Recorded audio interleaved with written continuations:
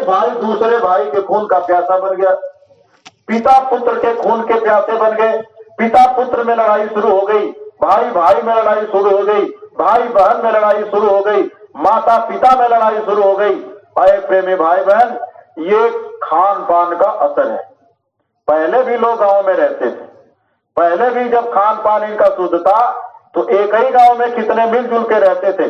अगर थोड़ा बहुत झगड़ा हो भी जाता था तो गांव के बड़े बुजुर्ग लोग बैठा के समझा देते थे, माफी मंगवा लेते थे, काम खत्म हो जाता था। लेकिन आज छोटी छोटी बातों पर लोग कचहरियों का चक्कर लगा रहे हैं। कचहरी में चले जाइए, मेला झूठ है मेला, रोज तांता लगा हुआ है, बेचारे जज फाइल नहीं देख पा रहे हैं, फाइलों का तांता लगा हुआ है। अरे प्रेमी भाई बहन, एक मुकदमा खड़ा कर दीजिए, क्या मजाल है कि 10-20 साल से पहले कोई फैसला आ जाए आपका। इतने मुकदमे हो गए कि जज परेशान, सरकार परेशान, इतने कैदी हो गए कि जेल का लोड बढ़ रहा है, उसमें लोगों को भोजन देने में कितना धन खर्च हो रहा है। अरे प्रेमी भाई बहनों, ये हमारे विचारों का ही दोष है। प्रेमी भाई बहन, जब खेत हम भी नहीं ले जाएंगे, खेत आप भी लेके नहीं जाएंगे तो लड़ाई क्यों? घर हम भी लेके नहीं जाएंगे, आप भी नहीं ले जाओगे तो लड़ाई क्यों? इस दुनिया से जब कोई कुछ लेके नहीं जाएगा, सबको छोड़ के जाना है तो झगड़ा क्यों? ये तो विचार ही गंदा हो गया। इसलिए प्रेमी भाई बहन, कौन अपना कौन पराया, जब मौत के घड़ी में न आपका बेटा आपका सहयोग कर सकता है तो वैसे दुनिया का बेटा भी नहीं कर सकता, तो उसमें कौन अपना और कौन पराया हो गया। अरे प्रेमी भाई बहनों, जिसने आपको एक लोटा पानी दिया वही काम आ गया, वही आपके काम आ गया। प्रेमी भाई बहनों, इसलिए जब महात्माओं के शरण में लोग आते हैं तो धीरे धीरे धीरे धीरे ये बात लोगों को समझ में आने लगती है, क्योंकि सत्संग में आने से विवेक पैदा हो जाता है। लिखा गया है, बिन सत्संग विवेक न होई, राम कृपा बिन सुलभ न सोई। जब तक महात्माओं के सत्संग में जीव नहीं आएगा, उसे क्या करना है क्या नहीं करना है उसे समझ में नहीं आएगा। अरे प्रेमी भाई बहन, हम सभी लोग गांव में मंदिर बनाए हैं, उस मंदिर को हम लोगों ने ही बनवाया है, चंदा चुक्टी लगा करके, सीमेंट लाए, बालू लाए, सरिया लाए और ईंट लाए, सब लगा करके हमने मंदिर बनवा लिया। मंदिर बन के तैयार हुआ तो मूर्ति खरीद लाए, मूर्ति ला के रख दी तो पंडित जी को बुला लाया, कहा भाई प्राण प्रतिष्ठा करो, प्राण डालो इसमें। पंडित जी अपना आए, होम जाप गिरा करके आप करवा रहे हो तो कर रहे हो, उनको 10,000 से काम है, वो 4 श्लोक पढ़ करके प्राण डाल दिए।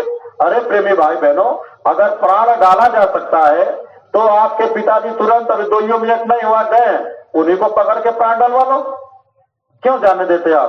प्राण और कुछ डाला वाला नहीं जाता है। ये तो प्रेमी भाई बहन दुनिया भी एक चीज बना दी गई है, चलो आपको विश्वास हो गया कि प्राण पड़ गया, प्रेमी भाई बहन आप उसकी पूजा करने लगते हो।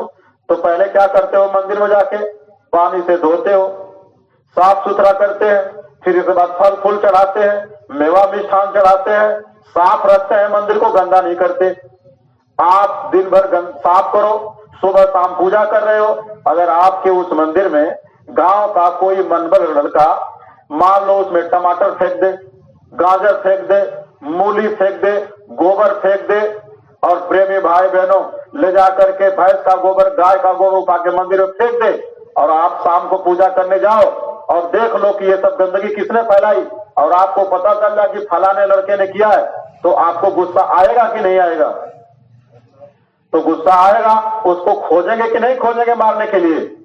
खोजेंगे, और नहीं मार पाएंगे तब बिहार पुलिस थाना बना हुआ है, आप जाएंगे उसके पास, कहेंगे भाई देख लीजिए दरोगा साहब आके, दरोगा जी आएंगे, देखेंगे, मुआयना करेंगे, बात सही है भाई, मंदिर पूजा करने की जगह है, गोबर फेंकने की थोड़ा जगह है, कौन लड़का है उसका नाम नोट करेंगे, उसको पकड़ेंगे, उठा ले जाएंगे हवालात में, वहां मारे पीटेंगे, 16 चालान करके उसको जिला के जेल भेज देंगे, मुकदमा खड़ा हो जाएगा, जज वहां है, जब बात साबित हो जाएगी उठा के जेल भेज देगा और आपको सजा दे देगा।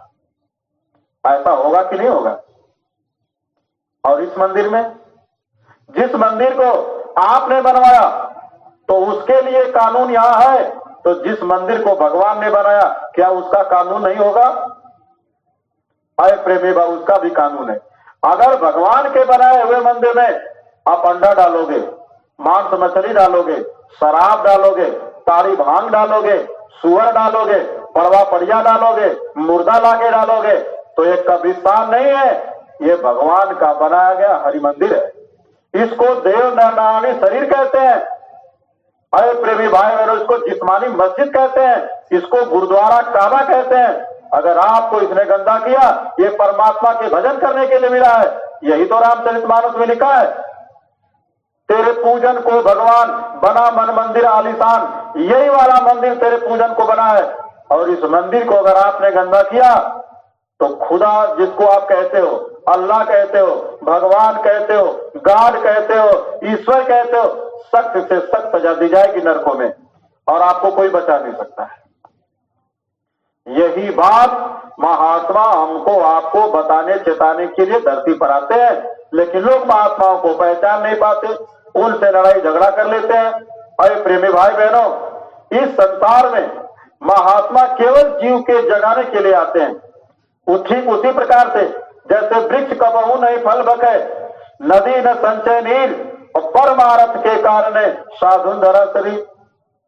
महात्मा इस सृष्टि के बादशाह होते हैं। जब वो आते हैं अपनी दया कृपा से जीवों का जनजागरण करते हैं। जो जीव उनकी बात को मान जाते हैं उनको साधना करा के अपने देश लेके चले जाते हैं। आवागमन से मुक्ति हो जाती है, इसी का नाम मुक्ति है।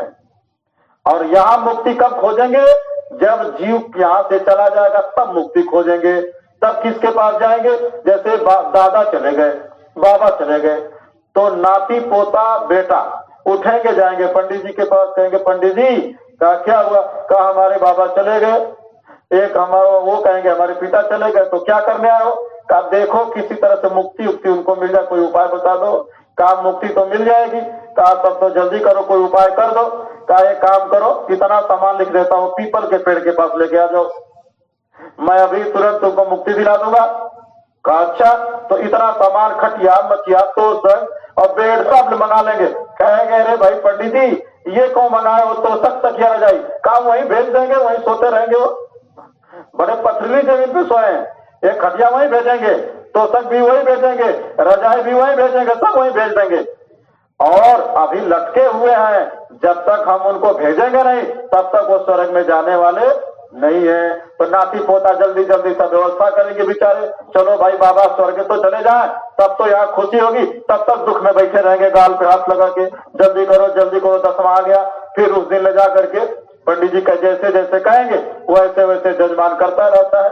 लास्ट में कहते हैं देखो मैंने ठेल ठाल के बैतरणी तक तो पहुंचा दिया हूँ, एक काम ये करो कि वहां से पार नहीं हो पा रहे हैं तो एक गाय दे देते तो पूंछ पकड़ा देते, और पूंछ पकड़ा करके गाय को मार देंगे, खूंचा बस गाय पहुंच जाएगी, उस पार ठेका देंगे, तुम्हारे पापा को बस चले जाएंगे। तो कहेंगे जल्दी करो। तो कहेंगे गाय क्या करूंगा? गाय मेरे पास बधी है, उसका पैसा दे दो। अब गाय क्या होगा? गाय कौन देख रेख करेगा? तो पैसा दे दो। तो पैसा दे देते हो।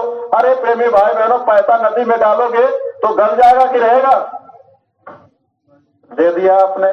पंडित जी ने कहा बस पार हो गए, चलो जजमान अब उठाओ ये सब, हमारा लाओ दक्षिणा, उसका 2-4 बोरा अनाज और इतना पैसा और इतना रुपया सब गांठ गुज के लेके चले गए। और आपको कह दिया कि अब मैंने आपके दादा को, पिताजी को, बाबा जी को स्वर्ग भेज दिया हूं, अब जाके चिट्ठी बनवा लो स्वर्गवास का। तो आप चले गए किसी बाजार में, प्रेस वाले के पास, कहा भैया एक काम करो, हमारे बाबा हमारे पिताजी स्वर्ग चले, चिट्ठी बना दो।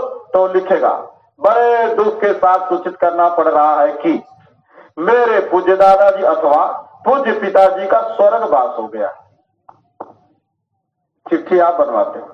कौन बनाता? प्रेस वाला। किसके कहने पर? उनके कहने पर। 5 पिंडा डाल करके, जौ का आटा गिरा करके और स्वर्ग भेज दिया आपने। अरे प्रेमी भाई बहनों, आपके कर्मों के हिसाब से सब तय होता है, आपके अगरबत्ती जलाने से कुछ तय होता नहीं है। नहीं तो प्रेमी भाई बहनों, अगर आपका बच्चा कोई गलत काम कर दे, उसको पुलिस पकड़ के बिहार की ले जाए और जेल में बंद कर दो, तो यहां पिंडा परवाओ कि वो छूट जाए जेल से? हो जाएगा? आपके पिंडा परवाने से जब इस जेल से नहीं छूट सकते हैं तो धर्म के वहां के धर्मराज के कचहरी से छूटेंगे वो? ये हमारा आपका भ्रम है। इसी भ्रम को दूर करने के लिए महात्मा धरती पर आते हैं और आपको सच्ची बात बताते, आप मानते नहीं हो। जब सच्ची बात नहीं मानोगे धोखा खाओगे। इसलिए प्रेमी भाई बहन, हम सबसे प्रार्थना करते हैं, कम से कम शाकाहारी तो रहो, कम से कम अपने इस मानव तन में गंदी चीजों को तो मत डालो। ये देव नारी शरीर है तो शुद्ध आहार तो करो ताकि तुम्हारा शुद्ध विचार तो हो जाए। और जब शुद्ध विचार हो जाएगा तो आज नहीं कल, कल नहीं परसों तुम्हें होश आएगा ही कि ये धरती अपनी नहीं है, चलना है यहां से। तो इसीलिए हमारे गुरु महाराज ने शाकाहार पर विशेष जोर दिया है। पहले लोग शाकाहारी बने, धर्म कर्म की बात तो सब समझ में आएगी। जैसे प्रेमी भाई में एक शराबी हो, शराब पी लिया हो, अब खूब अच्छी अच्छी शिक्षा दीजिए उसको। पहले तो यह है कि उसी नशा उतरे तब तो उसको कोई बात बताई जाए। जब नशा में है तो क्या शिक्षा देंगे? कुछ नहीं देंगे। उसी तरह से जब दुनिया का विचार ही गंदा हो गया और इतना गंदा हो गया है कि अपने ही गांव में अपने ही बेटी को जब लोग बेटी की नजर से नहीं देख रहे हैं तो कितना गंदा हो गया आप सब समझ सकते हैं। अपने ही गांव में बहन है, उसको बहन की नजर से लोग नहीं देख रहे हैं, अपना ही गांव है। तो प्रेमी भाई बहनों, ये विचार गंदा नहीं हो गया तो क्या हो गया? इससे बड़ा गंदगी क्या हो सकती है? आप विचार करिए, आप तो इंसान हैं। और हे प्रेमी भाई बहनों, विचार तो वही करेगा जो सज्जन होगा, जो दुर्जन के रास्ते पे पहले ही चल चुका हो, जो व्यसनी हो, व्यभिचारी हो। अरे प्रेमी भाई बहनों, क्या विचार करेगा? इसलिए कम से कम ऐसी स्थिति आने तक कम से कम हम शाकाहारी तो बने, कम से कम शाकाहारी बन जाएंगे तो सदाचार तो आने दीजिए। इसके बाद आपको समझाने की जरूरत नहीं पड़ेगी, खुद अपने आप जान जाएंगे। इसलिए प्रेमी भाई बहन, हम आपसे प्रार्थना करेंगे, देखो रात का समय आ गए, इच्छा थी इनकी भाई 2 शब्द गुरु महाराज के हो जाए। तो देखो प्रेमी भाई बहनों, इस समय गाजीपुर की धरती यूपी पर पूज्य महाराज जी अपने 83 दिवसीय काफिले के साथ चल रहे हैं। लगातार हर प्रखंडों के न्याय पंचायतों में उनका कार्यक्रम हो रहा है। इसी शाकाहार सदाचार का, मद्य निषेध का, चरित्र उत्थान का। चलो बिहार सरकार को इतनी धन्यवाद तो देना पड़ेगा भाई कि कम से कम उसने शराब बंद कर दिया। बहुत बड़ा ऐतिहासिक फैसला लिया बिहार सरकार ने। अगर ऐसे ही सारी सरकारों ने फैसला ले लेते एक साथ, जैसे यूपी ले ले और तमाम प्रदेश है, सब लोग एक साथ अगर शराब बंद कर देते तो अंकुश लग सकता है। लेकिन क्या जितने बॉर्डर पे सब जाके पी के आ रहे हैं, कोई रिश्तेदारी बना लिया, कोई बना लिया, शाम को चले गए 50 किलोमीटर जा करके अंदर पी के आ रहे हैं, क्या कर लोगे आप? तो बिहार सरकार अकेले क्या करेगी? अरे प्रेमी भाई बहनों, जितनी सब्जी नहीं काटी जा रही है उससे ज्यादा तो मुर्गा काटे जा रहे हैं, उससे ज्यादा बकरियां काटी जा रही है। अरे प्रेमी भाई बहनों, पता नहीं लगता कि राम राज है कि रावण राज है। लोग राम राज की कल्पना कर रहे हैं बैठ करके। अरे राम राज कोरे भाषण से नहीं आएगा, राम राज तब आएगा जब आदमी के अच्छे विचार होंगे। अच्छे विचार तब होंगे जब आपका शुद्ध आहार होगा। इसलिए जब तक मानव का विचार नहीं बदलेगा और जब तक आहार नहीं बदलेगा तब तक इस धरती पर राम राज आपके कोरे भाषण से आने वाला नहीं है। आप राम राज की बात करते हैं और शराब की कंपाइन दुकानें खोल रहे हैं। अरे प्रेमी भाई बहनों, क्यों भगवान राम ने कभी शराब पिया? जब भगवान राम ने कभी शराब नहीं पिया तो आप अपने राज्य में शराब का ठेका क्यों खुलवा रहे हैं? जब भगवान राम ने कभी मांस नहीं खाया तो आप आपके प्रदेश में बूचर खाने के लाइसेंस क्यों दिए जा रहे हैं? इस बात को आपको विचार करना पड़ेगा। आप धोखे में हो, सब लोग अपनी अपनी सेक रहे हैं। इसलिए कोई अगर धर्म की बात कर रहा है तो इस समय पूज्य महाराज जी पूरे सृष्टि में वो काम कर रहे हैं जो किसी को अंदाजा नहीं है। लगातार अपने लोगों के द्वारा इस धरती पर आवाज लगवा रहे हैं, सदरी पहना करके, टोपी पहना करके लगातार आवाज लगाई जा रही है कि बाबा जी का कहना है।